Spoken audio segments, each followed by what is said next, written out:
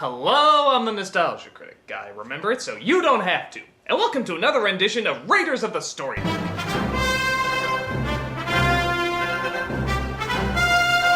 know, I was sitting at my desk about to figure out how to solve world hunger and cure all known diseases when suddenly this popped in my head. It will never leave, it will never leave. Yes, we all remember the catchy theme song to DuckTales, even though we try God knows how hard not to. But just how well does the show itself hold up? Is it as memorable as the classic tune, or will it become quickly dated, like, among others? Let's take a look at the first few episodes of DuckTales.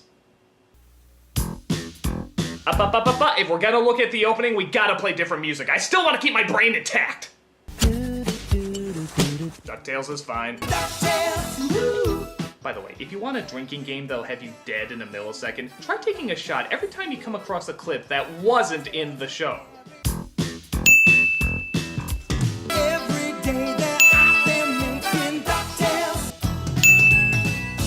Danger! Watch behind you. There's a stranger out to find you. Every day that I've been making good DuckTales. Woo! DuckTales. Woo!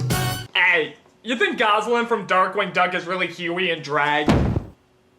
So in episode 1, Don't Give Up the Ship, we start off this celebration of American greed with the money bin of Scrooge McDuck, voiced by Wilbur himself, Alan Young. And I can only assume that he made all this money by betting on Mr. Ed in the horse races and turning him into glue. Penny for the poor. They're not worth it. Gosh, he's just like that character from A Christmas Carol, Fagin. We see that he's late for meeting up with his nephew Donald, who has to leave his boys behind because he's off to the Navy. Yeah, you ever notice that? He's a friggin' sailor! And yet, in all those years, you've never seen him in the stinkin' Navy! He was in the Army a few times, the Boy Scouts, even a fucking Nazi! How the hell did that happen? But never in the Navy. Give the show credit for finally putting him on a boat. I've never seen a duck so absent from water. Give me a hug. We're really gonna miss you, Uncle Donald. I'm gonna miss you too. So Donald, it appears, is the next in the long line of uncles that keeps abandoning these three parentless waifs. Yeah, how come these boys keep getting passed around from person to person? I mean, where the hell did their real parents go? They're on sabbatical. So Scrooge takes him to his home where his butler Duckworth, who is oddly enough not a duck, spends most of the time looking after them. As you know, Mr. McDuck put me in charge of you. Well, whoop-de-doo. Pray, do not get your knickers in a proverbial twist. You'd have to be wearing pants in order for that to happen. As expected, the setup is not a favor for anybody, as the boys keep getting into trouble. I told you, no touching. We were gonna send that junky old boat to Uncle Donald. It's a priceless artifact. But Until further notice, you are grounded. Okay, I'll take them being grounded as long as there's no rheumatism. They're such troublesome little brats. Indubitably, sir. How did I let Donald talk me into taking care of those little beasts? I told you he didn't want us. Right. Let's get out of here. Quick, let's leave before he has any sudden redeeming change of character. The worst thing about it is the little nose punchers remind me of myself at that age. I've been wrong. I'm going to make it up to them in the morning. Oh, the anvil of irony! Ow. But the boys notice that someone is sneaking into Scrooge's vault. It's the Beagle Boys, who are trying to steal a model wooden ship. But what's even stranger than that is the person they're stealing it for. It's a character named El Capitan, who I can only describe as McGruff the crime dog if he was a Mexican flasher. It leads to a sunken treasure, a ship full of oro, gold. And by the way, if you can't figure out what he's chasing in the show, I'll give you one guess. Gold, gold, gold, gold, gold, gold, gold, gold, gold, gold, gold, gold, gold, gold, gold, gold, gold. Boy, this guy's making the Cyclos look like Buddhist monks. Fool! While you were still learning to spell your name! But it is in code, without me to interpret it for you mental midgets. Hey, we prefer the toy mental little people. So the boys sneak in and steal the ship away. Let's get out of here! Give me the ship, niños. Or I'll lie and tame you with a bottle of purple drink. They of course escape and make it to where Scrooge is conducting a TV interview at his candy factory, where no comedic possibilities could possibly occur. And how do you explain your phenomenal wealth, Mr. McDuck? Simple. I made it by being smarter than the Smarties and tougher than the Toughies. I also embezzled Mickey Mouse out of house and home, but that's another story. But the nephews crash in, as do the Beagle Boys, to fight over the ship. This looks like a job for an old man with a cane and 3 constantly abandoned siblings. Now, boys.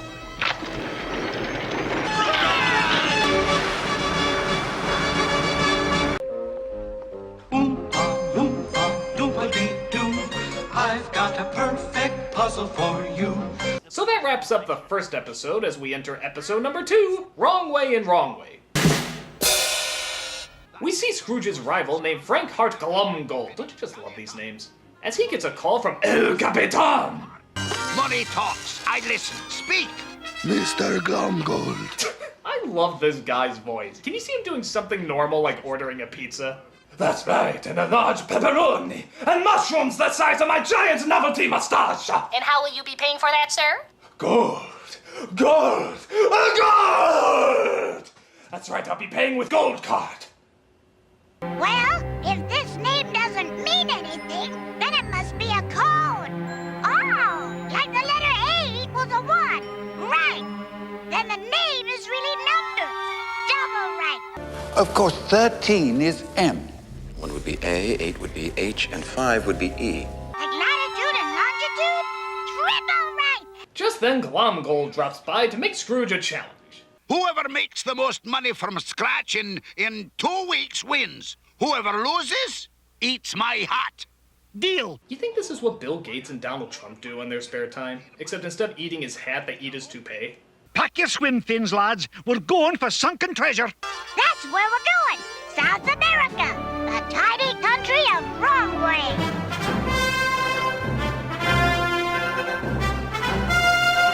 But they then find out that the plane they're flying on has been rigged, as the pilot appears to be nothing more than a robot. Of course, a classic maneuver. But thankfully, they have the Junior Woodchuck's guidebook that shows them how to fly a plane. And, for those who don't know, this is the all-knowing plot device that has the answer for everything. Like Penny's book from Inspector Gadget, or Wilson from Home Improvement, or The Code of the West from Cowboys of Moo Mesa.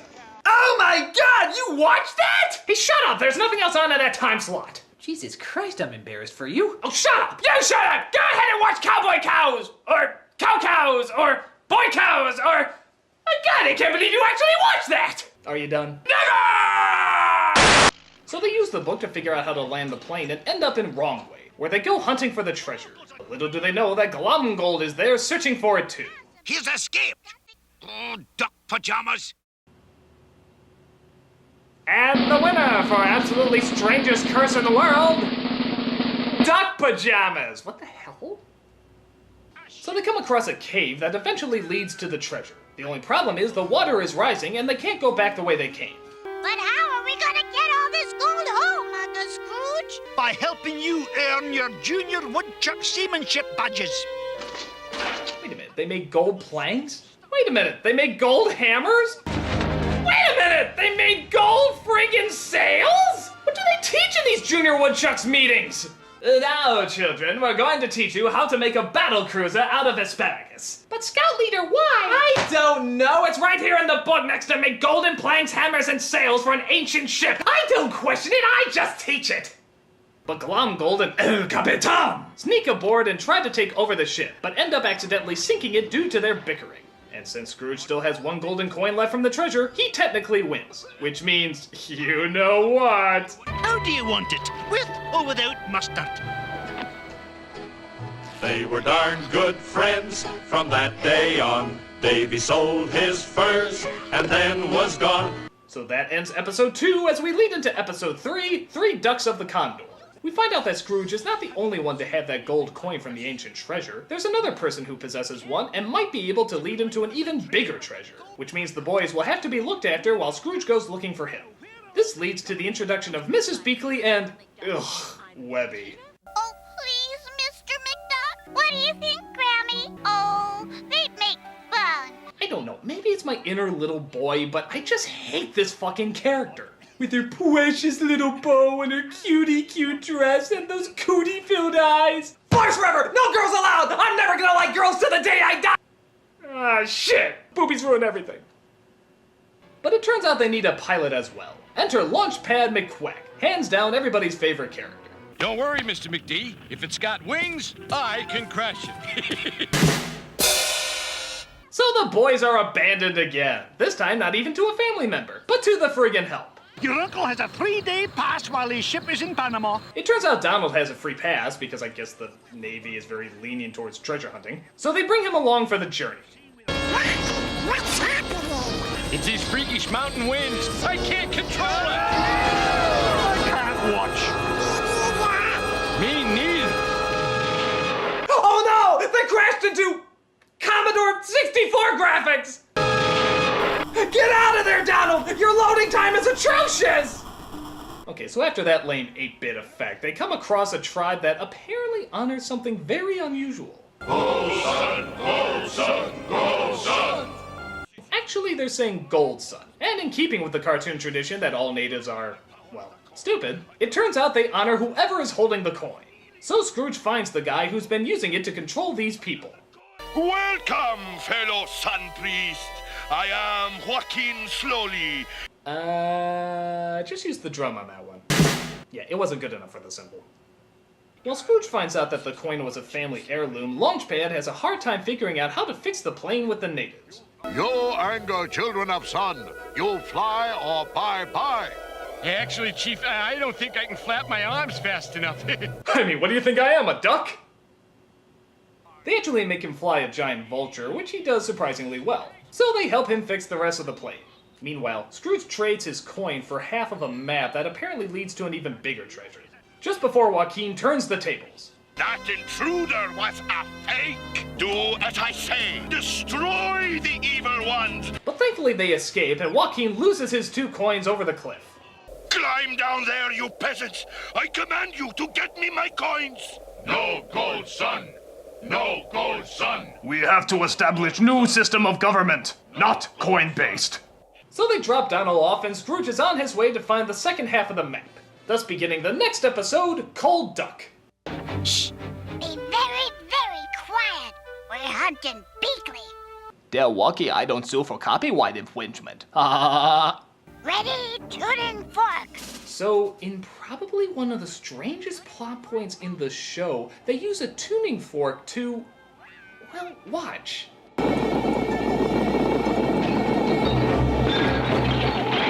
I'm sorry, but how does that work? How does a tuning fork cause a ground-shaking earthquake every time you use it? Wouldn't they be outlawed in singing lessons?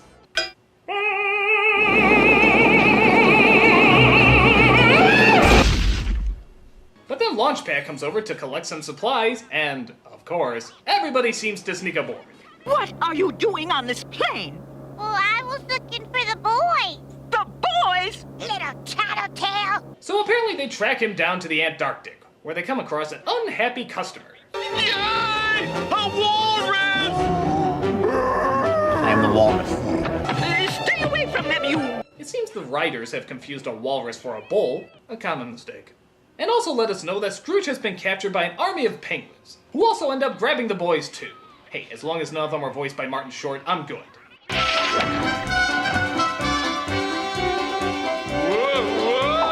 Whoa, nice crotch shot there, guys. But don't try to outdo yourself. We all know who has the real money shot around here. Adorable. This leaves Mrs. Beakley, Webby, and a girl penguin to try and rescue them. And this is the episode I always remembered hating because, as you'd predict, it goes totally girl show here. But how come you didn't say anything before, Skittles? I didn't know if you'd like me. I don't have any friends back home. That's why I was out on the ice above. We like you, Skittles.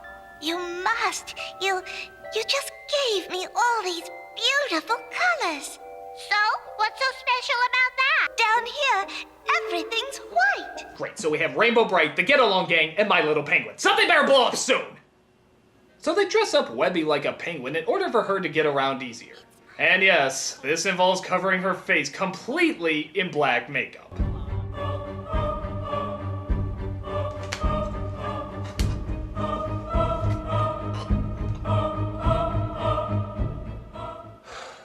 Sacrifices I make for good taste. They break Scrooge and the others out of jail by, well, what else?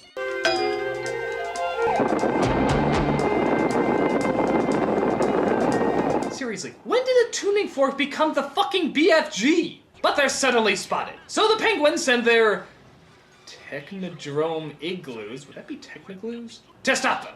Come on, Mr. Scrooge! But they manage to get out, as well as take the other half of the map with them. The only thing left to do is drop off their little friend. We can't land, Skittles. We're going to have to parachute you out. No time to explain how it works, just go!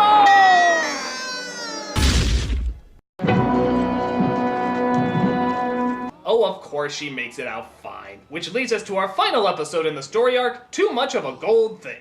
Here the map leads them to the Quacka Wacka River, a tributary to the Waka Waka Nile, where they land the plane and go looking for the big treasure that's been built up all this time. After all the trouble I've gone through, I, Scrooge McDuck, deserve this treasure. We also get introduced to a sporadic new plot device known as Gold Fever. I'm afraid, children, that Mr. McDuck is in the clutches of gold fever. It's when you itch for wealth so much, you forget what's important. Wasn't that sort of his character the whole time? I mean, are they really just noticing now that Scrooge is greedy? You think it's just a term, too, but nope. Apparently, it's a real friggin' disease in this world. How come Uncle Scrooge has that funny twitch? It's the next symptom of gold fever. The gold fever is getting worse. Is it the gold fever? Yes, Webby. What happened to these guys? It was gold fever. Boy, they really hammer this thing in, don't they? There's stages, symptoms, fatal outcomes. This is some heavy-duty shit. But for something so apparently deadly, it's also so incredibly vague. Couldn't they give more detail for something so fatal? I mean, can somebody in an under 2-minute cameo explain how gold fever really works? Well, you see, Critic, there are several symptoms of gold fever. Yes, as research has clearly shown. Yes, first you develop this uncontrollable itch. Then the loss of logic. Cartoony circles around the eyes. Uncontrollable urge to cry, woohoo, woohoo. The need to lick cows in prom dresses. The bowel-bashing diarrhea. Thirst for giraffe urine. The inability to say the word applesauce. Accompanied by 40 days of projectile vomiting. And then followed by a sexual fixation for Maggie Smith. But last, but not least, herpes. Why, thank you, doctors. I'm so much more enlightened. Oh, we're not doctors. So they make it to the temple with all the gold, but it turns out that if all the doors are opened, the temple will entrap them there forever. You know, what is it with lost civilizations that want to kill everybody whenever someone finds their shit? They're already dead! What are they gonna use it for? None of you will be climbing anywhere. But then suddenly they come across El Capitan! I've waited 400 years for this. 400 years? But how did you stay alive for all these years? Sheer willpower, Nino. Yeah. Survey says? That's what I thought. Look! A lake of melted gold! This is the real treasure of the Golden Sons. But as Scrooge goes crazy with gold fever, so does El Capitan! There's more gold down here than in all the world. No, it's my gold. And it turns out he too wants the gold at the bottom of the temple. Here.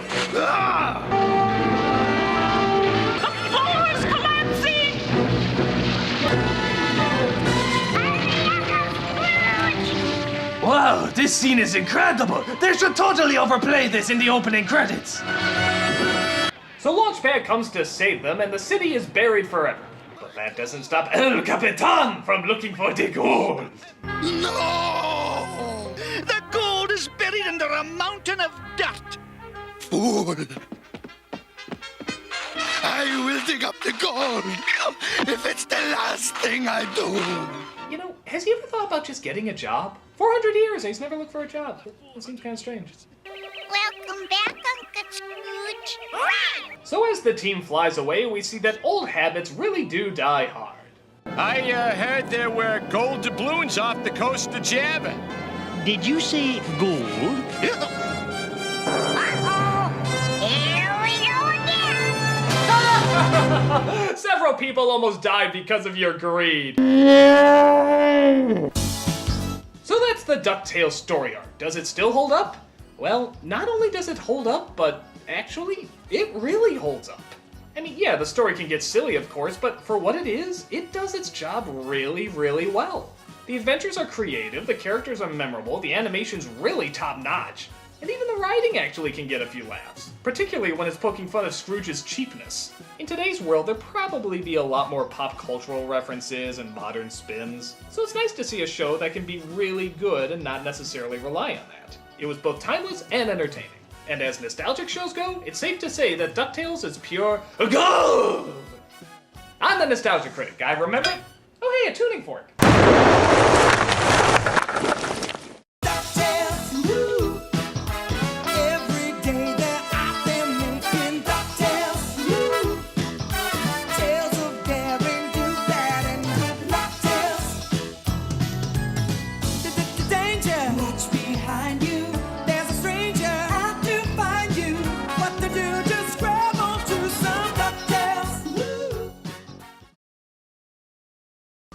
Interest in octopus.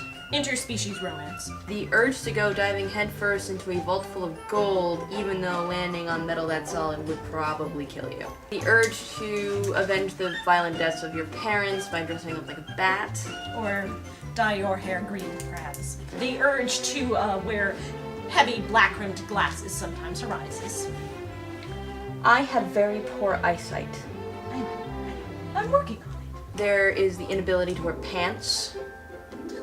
Not everybody needs to wear pants.